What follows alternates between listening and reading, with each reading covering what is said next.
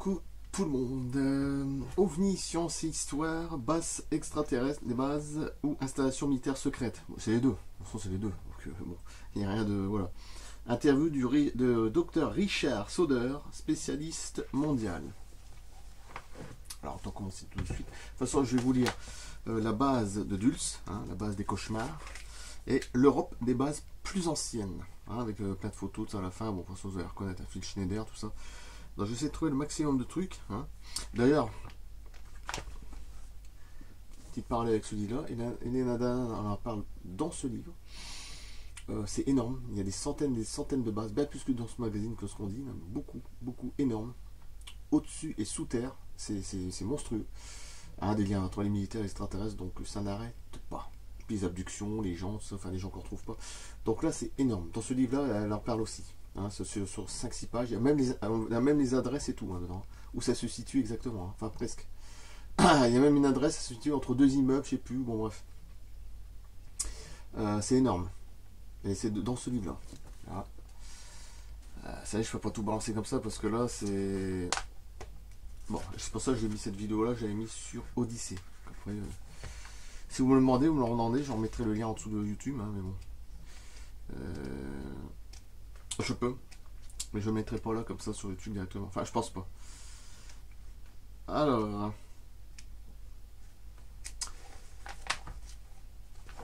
allez, c'est parti.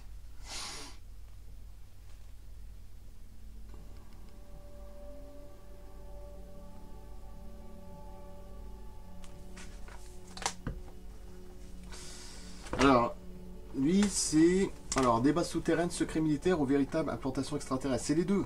La question, pour moi, c'est les deux, c'est tout. Bon, voilà, ils travaillent ensemble. Bon.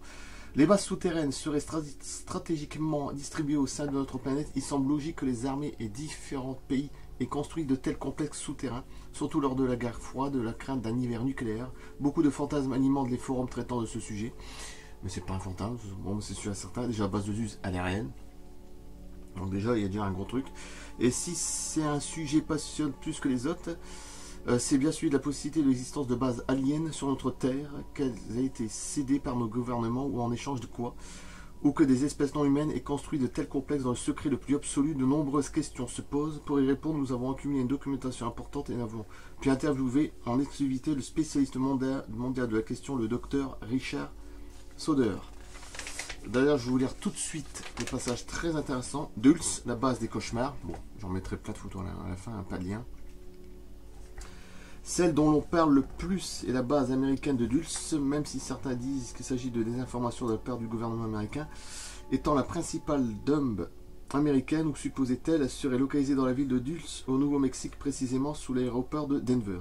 Elle serait composée de 7 niveaux souterrains, connus du personnel où auraient lieu des expériences scientifiques majoritairement technologiques et médicales. L'ensemble du système fonctionnerait à l'aide de technologies magnétiques. Au sein de ces niveaux, l'armée américaine sera en partenariat avec des extraterrestres, ce qui fait qu'il existerait sans doute d'autres niveaux où seuls les IT auraient accès. Les activités développées à Dulce comprendraient également à la recherche paranormale humaine, télépathie, remote viewing, contrôle mental, hypnose. Il se dit du moins, d'après certains auteurs, que des expériences médicales difficiles seraient menées sur des humains par des aliens. Oui, c'est pour ça qu'il y a le hall du cauchemar. Hein. Il y a un niveau, je ne sais plus si c'est le 6 ou le 7, enfin le plus profond, quoi. Ils font même des hybrides avec des bébés, enfin des trucs horribles. Bon, bref. Un des étages inférieurs, le 6e, a reçu le surnom de Nightmare Hall. C'est ça, le cauchemar. C'est le 6e, le cauchemar. Le hall du cauchemar. Par des expériences génétiques animales et humaines, il serait réalisé.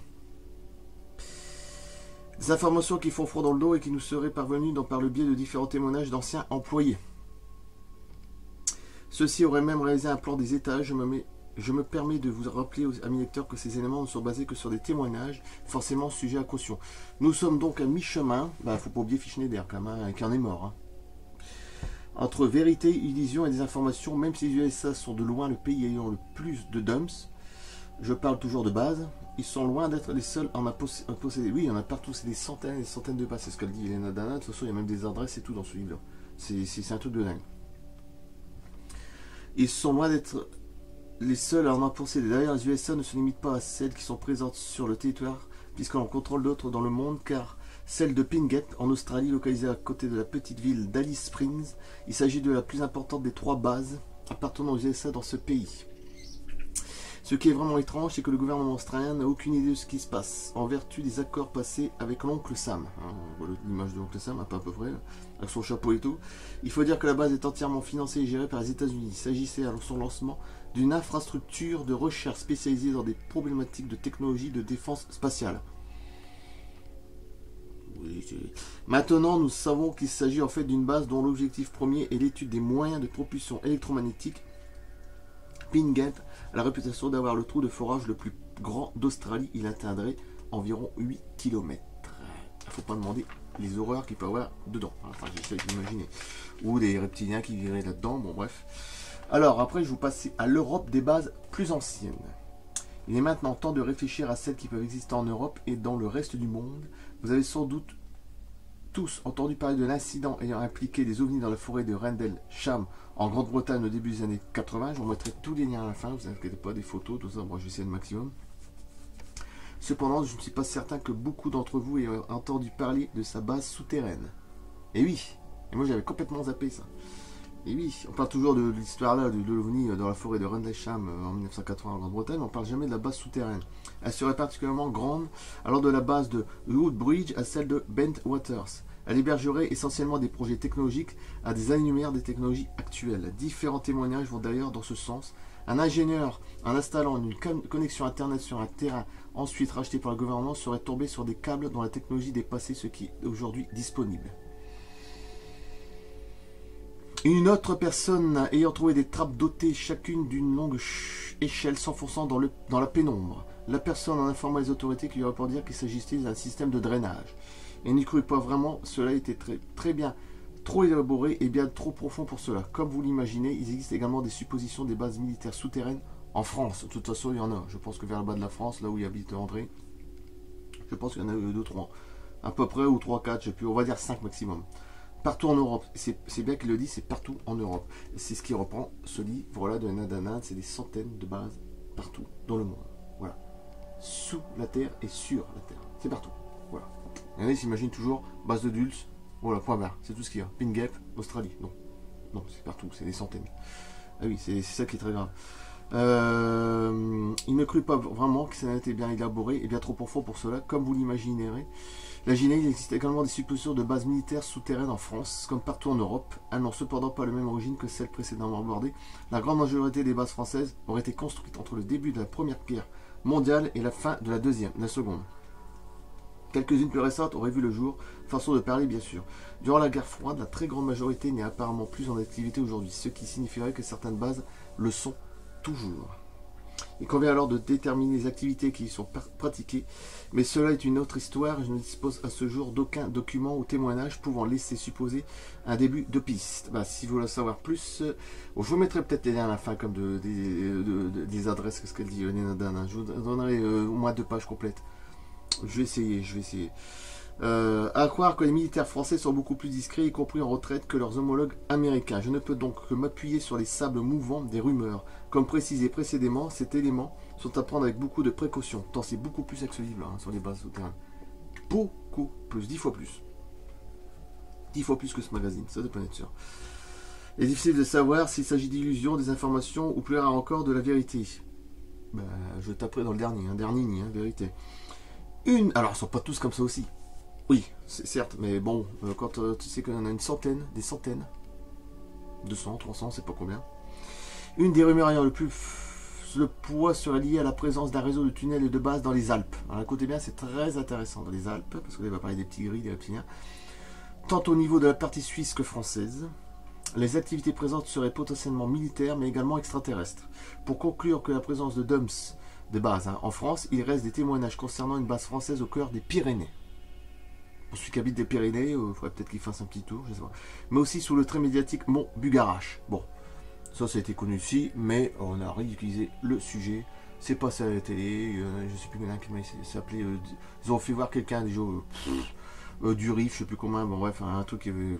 Ça tenait même pas la route, ça avait plutôt rire qu'autre chose, bon bref. Encore une fois, c'est du berlu, elles ont encore pris des gens qu'il fallait pas. Bon, il faut le dire. Il reste des témoignages concernant une base française au cœur des Pyrénées, mais aussi sous le très médiatique Mont Bugarache, depuis la diffusion du calendrier Maya. Bon, ça c'était une connerie absurde. Hein. Fin 2012, c'était pas ça du tout, c'était une nouvelle ère en fait, ça n'avait rien à voir. Surtout en termes d'activité militaire ou d'OVNI. Oui, cependant, l'Angleterre serait les pays d'Europe où les DUMS seraient les plus développés, surtout en termes d'activité militaire ou d'OVNI, en Angleterre. Il est au final extrêmement difficile de discerner la vérité quant à la réalité des DUMS, c'est-à-dire des bases, surtout lorsque l'on recherche des bases uniquement gérées par des entités extraterrestres. À ce niveau, les reptiliens et les gris, Dorion, reptiliens, les siacars, bon bref, tiennent le haut du pavé, surtout en matière de bases sous-marines. Et bien sûr aussi sous-marines, et c'est là qu'il y a plus d'activité dans le monde, parce que c'est pas la surface de la mer, il y en a beaucoup plus que terrestre. C'est où qu'il y a plus d'activité dans le monde, c'est les OSNI et les OANI, les ovnis sous-marins non identifiés qui sortent de l'eau. C'est là où il y a plus d'activité dans le monde, ça peut être sûr et certain.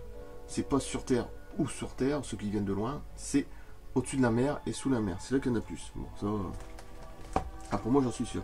Cependant, les éléments sur lesquels nous arrivons à avoir le plus d'informations restent les bases et opérations conjointes. On remarque que les extraterrestres sont également très présents, très représentés dans le domaine des bases sous-marines, avec de nombreux témoignages concernant des USO, aux USA, et donc OSNI en français, objets sous-marins non identifiés, ou objets aquatiques non identifiés, OANI.